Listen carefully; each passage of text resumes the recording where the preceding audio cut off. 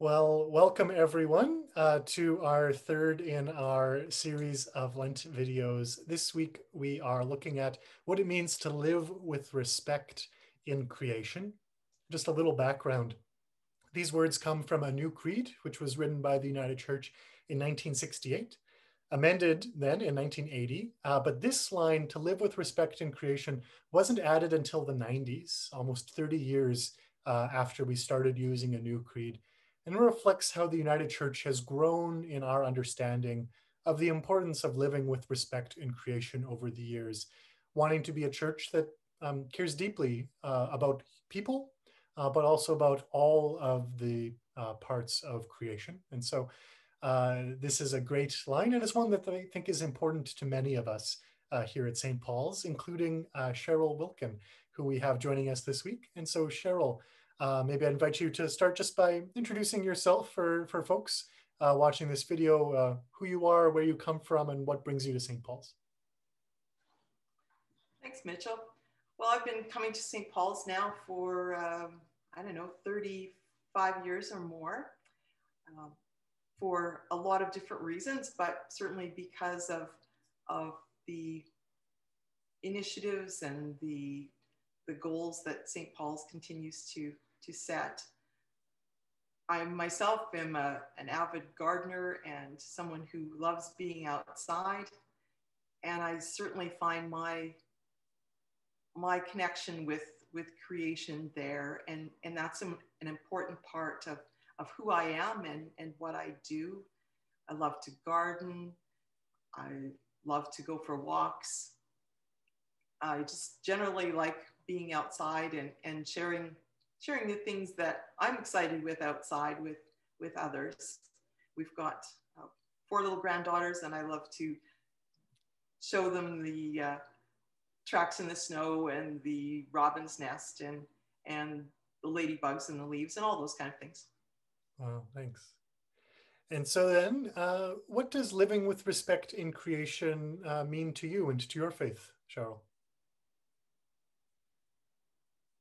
Living in a creation is a really big part of who I am. We've been talking a lot at spiritual growth groups in Lent about our souls and when we can tell if our soul is healthy or heavy laden. And for me, being outside and digging in the dirt and enjoying the morning sunrise, all those things are things that help me keep my soul in a happy and healthy spot. And we've discussed a lot at small groups how many people feel the same during those cold days when we couldn't get out and get walking.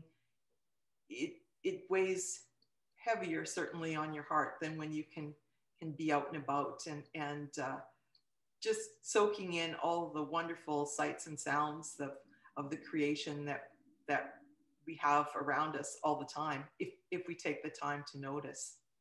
Mm-hmm. I suspect it's not coming through Zoom, but I can hear just a little bit of birds chirping outside the window in the room where I'm joining you. And it just makes such a difference, I find, to know that there's life happening all around us. And so that's a little bit about living with respect in creation for our personal faiths. What about as a church? What does it mean as a church to live with respect in creation?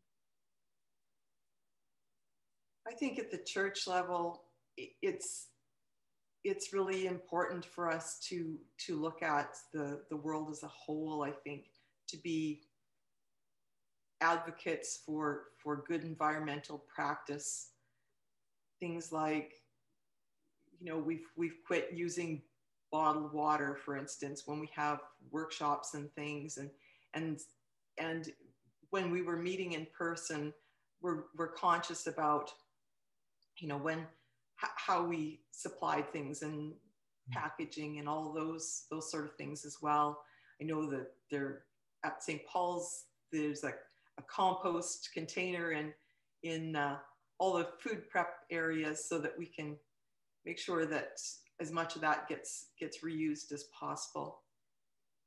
I think St. Paul's looks at a lot of different aspects of of justice for the environment and reuse, recycle. We talked earlier about how this year there's paperback novels and jigsaw puzzles circulating around amongst folks rather than going out and purchasing new. Mm. And I know that the gardeners diligently use their compost bin to make sure that the garden refuge and things get taken to the appropriate place. I think St. Paul's is really cognizant of that sort of thing. We haven't had printed bulletins for years, which has had another impact from an environmental perspective. Yeah. How has COVID affected both maybe your personal faith life, living with respect and creation, and how has maybe it affected our church in terms of living with respect and creation? COVID's had challenges. I was very much in a routine of using my own grocery bags and produce bags at the grocery, and that was frowned upon altogether for a time.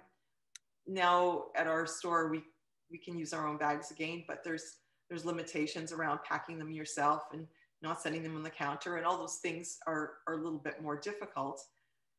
It's going to be a challenge to get back into that habit once we're able, and I'm hoping that we're able to do that.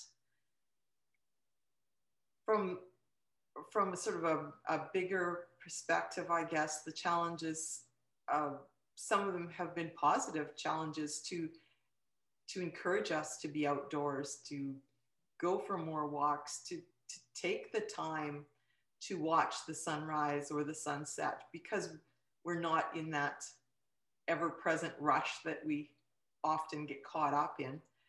People have time to sort of savor it. Gardening took off last year like never before.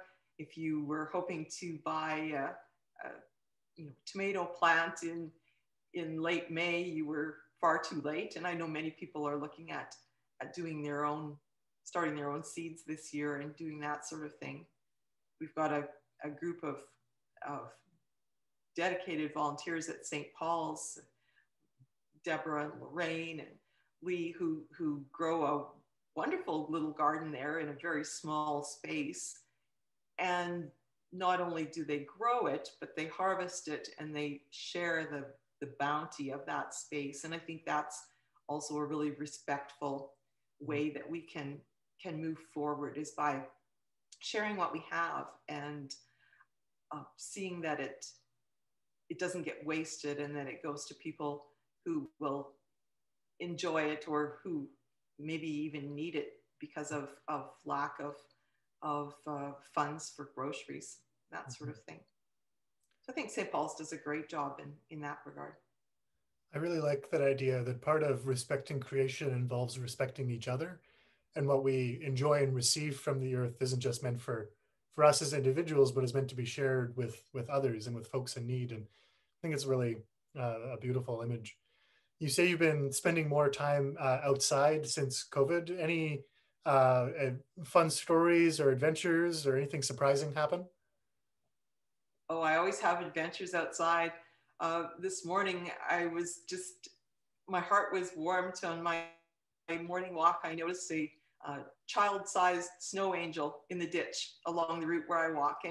And that just made my heart sing to know, and I expect that I know what child made it because of the size, but to know that there's other people outside and getting that fresh air and enjoying that cold, crunchy snow in a way that is youthful and joyful and all things good. We have here where I live in Furdale, the privilege of having wildlife, sometimes more than we'd like to have when it comes to, keeping deer out of our pumpkin patches and things in the fall. But we've had exposure to a couple two that I know of, moose sightings in the last couple of months, and well, it's rather unfortunate to know that things like moose are moving further south because of climate changes and all those sort of things. It is a bit exciting to have them wandering around your neighborhood, and I heard of one neighbor who had to have someone help him herd the young moose out of his yard this week because their property is surrounded by quite a tall fence, and the poor moose wasn't able to find the gate on his own. So with some community effort, they got him back out on the street, and probably he likely hightailed it for the river. I don't know what happened after that. Absolutely. Loving your neighbors includes helping each other out with the moose, and also how to live with maybe our new neighbors, whether they're deer or moose or the like. Yeah. Okay. That's another, I think, a wonderful part of creation that St. Paul's embraces, is that humankind in general are welcome. It doesn't matter about ethnicity or what religion you were raised in, or if you were raised in a religion at all. All are welcome, and certainly we've had some really rich experiences brushing shoulders with people from lands that we can only dream about visiting, probably. Thank you. And then thinking about us as a church and how we try to live with respect in creation, are there any things that you want to celebrate or lift up as ways where we're doing that well, the work that God's given us? Well, I think we look at creation we take it seriously at St. Paul's. The garden is for me a huge part of that. The respect for one another as we travel through that space, trying to do the best we can with caring for our environment through recycling and composting and all those sort of things, how we are able to share with one another. We had a couple of beautiful pots of geraniums show up in the fall to come into the porch where they wouldn't be frozen, and certainly had a lot of pleasure from those, and are thankful to the person who nurtured them up until that point. I think St. Paul's looks at creation and at nature in a very thoughtful and respectful way. There's a plant in my office that actually, Cheryl, you gave me, that's thriving.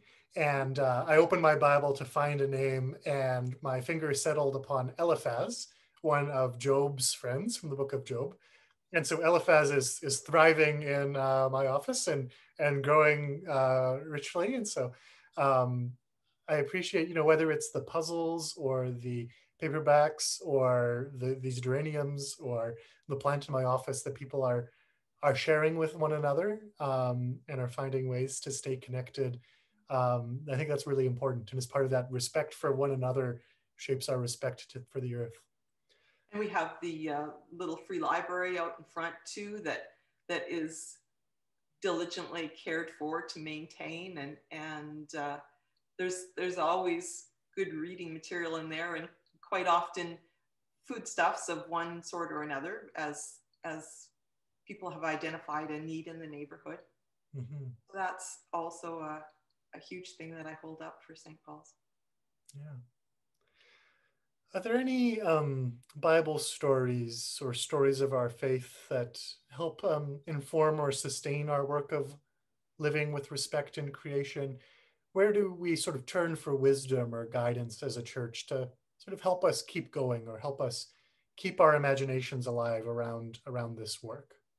Anything that comes to mind for you? That's a tough one. I'm very fond of the the image of the rainbow forming the promise. And that's another part of nature, I guess, that I really, really embrace. It's good for me to be reminded of that covenant, that promise, that hope that's brought to us in nature. Any time when you can be out and about and hear the sounds and see the sights, I think it brings me closer to some of those things. I can't think of anything in scripture particularly. I guess there's lots of images of water, and that's maybe where our fondness for going to the lake and all those things, visiting oceans and beautiful places with dynamic water is often a holiday destination for many. Mm-hmm. Not this year. No, not this year. Well, thank you so much, Cheryl, for sharing your wisdom and some stories from your faith about how you live with respect in creation and some of the ways that you see us as a church living with respect in creation. And our verse to guide us as a church this year from scripture is Joshua 1:9 about being brave and being bold and strong and not being discouraged or afraid. And so I just want to thank you for being brave to say yes to participate in this video and share some things with all of us that hopefully help all of us grow in our journeys together with one another and with Jesus as we seek to live with respect in creation. Thank you so much. Thanks, Mitchell.